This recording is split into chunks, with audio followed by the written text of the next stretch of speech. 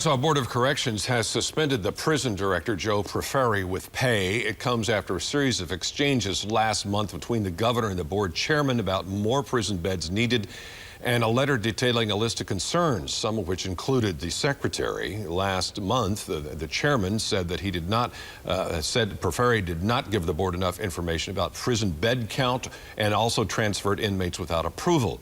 But a board member says the suspension was not about beds, but a legal issue instead.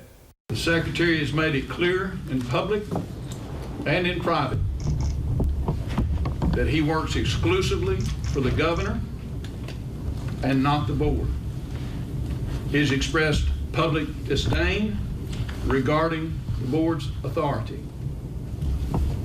This is a matter that needs to be settled. Arkansas Attorney General Tim Griffin says he is reviewing the board's action, also a violation of transparency laws, and criticized the board for bypassing him to hire an outside lawyer to investigate.